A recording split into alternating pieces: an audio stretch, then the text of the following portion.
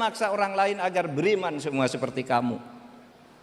Karena apa? Fakta bangsa kita ini plural. Agamanya saja 5, yang 6 yang resmi disebut. Aliran keyakinan tuh, kepercayaan diakui juga. Cuma tidak disebut satu persatu. Sukunya 1360, bahasa lokalnya 726 bahasa. Kamu harus bersatu. Karena kalau Allah mau, kamu semua sama, hidup di tempat yang sama, kulitnya sama, rasnya sama, agamanya sama. Tapi kata Allah, kalau tadi di dalam surat Yunus, sekarang di dalam surat Al-Maidah ayat 48, walau sya'allahu laja'alakum ummatan wahidah. Kalau Allah mau, kamu saya jadikan satu semua. Satu jenis, satu agama, walakin liyabluwakum, tapi saya yang membuat perbedaan itu untuk menguji kamu. Apakah dalam keberbedaan kamu bisa bekerja sama? Oleh sebab itu, firman Allah di surat itu, fastabiqul khairat. Berlomba kamu dalam kebajikan. Itulah tugasmu hidup. Agamamu, agama mereka, lalu kita bekerja sama untuk kebaikan yang disebut maslahah. Manutun bil maslahah, kesejahteraan rakyat melalui apa yang disebut al-maqadis syar'i. Nah, saudara-saudara, terakhir, prinsip yang sering disampaikan oleh Gus Dur. Prinsip yang sering disampaikan oleh Gus Dur itu 3. Itu mirip-miripnya yang disampaikan di Revolusi Perancis. Dulu ada 3 prinsip demokrasi itu. Apa? 1, liberté. 2, égalité. 3, fraternité. Liberté itu kebebasan bagi setiap orang warga negara, punya kebebasan yang sama di dalam negara demokrasi itu. Bahkan bermimpi pun harus bebas. Bercita-cita apapun setiap orang bebas. Ini satu cerita agak lucu nih. Satu saat Gus Dur ikut penataran P4 nih, kata teman-teman seangkatannya nih cerita. Ikut penataran P4, bercerita tentang Indonesia adalah negara demokrasi. Menurut Bung Karno tuh demokrasi ini ceritalah Bung Karno. Gus Dur tidur, biasa tidur Gus Dur. Tidur lalu dibangunkan dia. Gus, bangun. Dengar enggak kamu tadi? Itu ada ceramah tentang demokrasi Indonesia, kamu ngikutin enggak? Enggak ya katanya. Terus kamu gimana? Saya baru tidur bermimpi bertemu dengan Bung Karno. Itu di penataran P4. Saya bermimpi bertemu Bung Karno, lalu Bung Karno memberitahu kepada saya, demokrasi itu begini loh.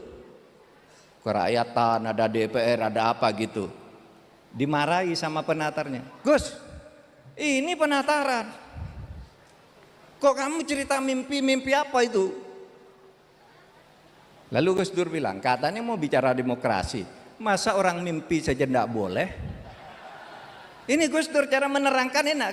Mimpi aja tidak boleh, kamu bicara demokrasi apa? Memperjuangkan hak rakyat tidak boleh, mau bicara hak apa? Kamu kuasa sewenang-wenang, tidak memberi kesempatan kepada rakyat untuk berekspresi dan sebagainya. Kok tidak boleh? Itulah liberté. Tapi saudara, liberté itu akan merusak kalau tidak dikawal oleh aturan bersama yang disebut hukum dan keadilan. Oleh sebab itu ada égalité.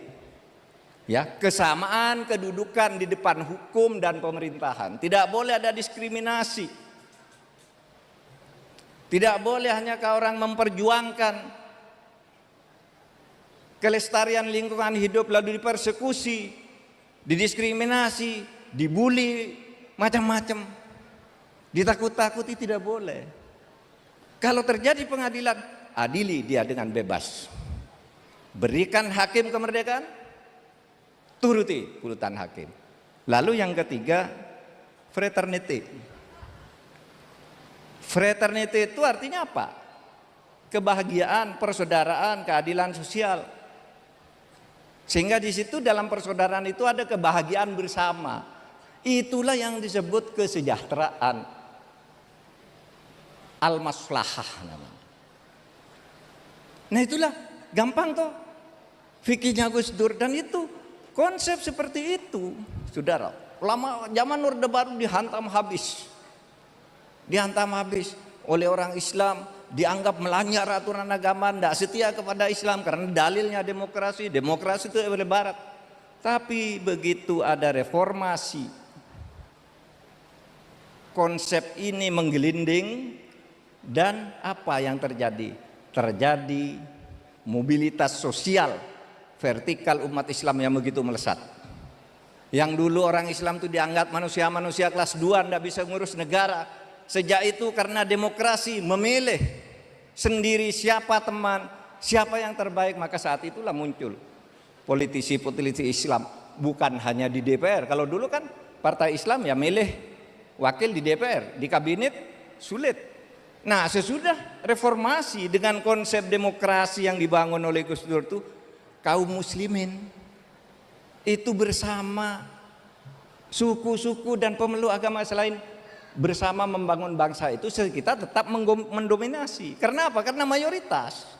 Gus Dur bukan penganut politik representatif.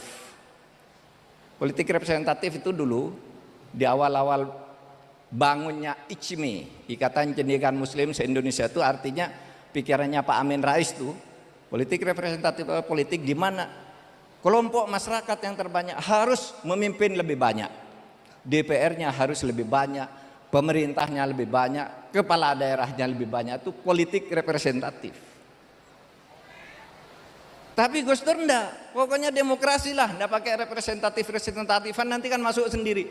Dan yang terbukti Gus Dur, semuanya sekarang ikut apa yang disebut pluralisme itu semuanya ikut. Lalu tokoh-tokoh yang tadinya enggak sangka sekarang masuk, bisa menjadi ketua DPR, ketua MPR, bisa jadi presiden, jadi menteri ini, menteri itu, gubernur, bupati, masuk semua. Yang tadinya kalau tidak ada demokrasi pasti tidak bisa. Nah, saudara sekalian, demikian dari apa yang saya sampaikan ini, yaitu dasarnya pluralisme. Ada yang mengatakan gini, apa pluralisme itu haram? Enggak.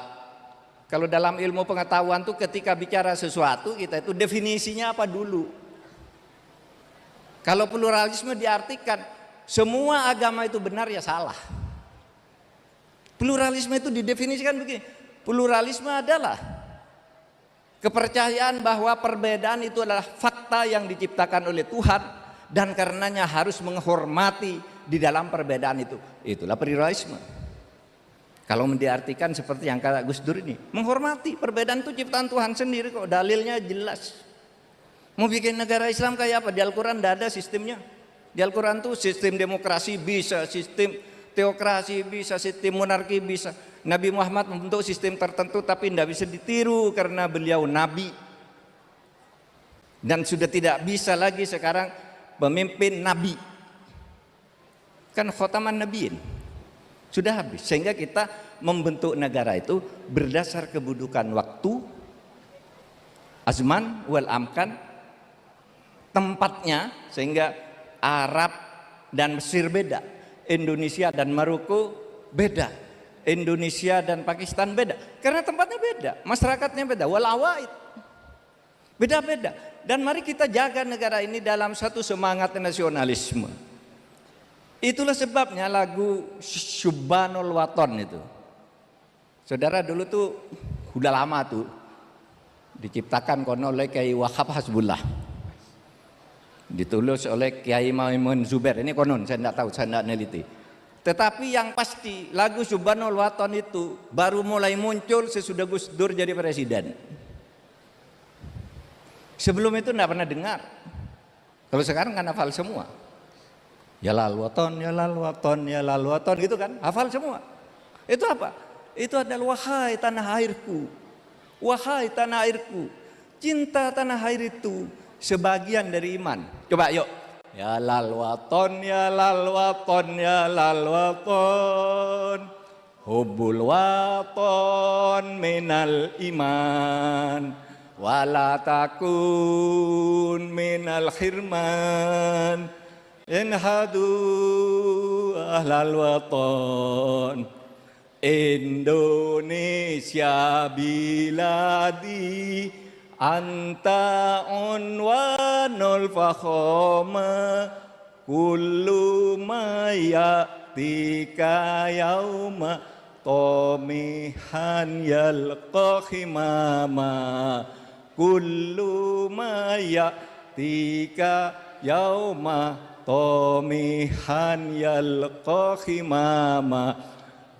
Saudara, di pelosok Aceh, ini kan di Jawa nih, NU nih yang bikin Yalal Waton. Di Aceh itu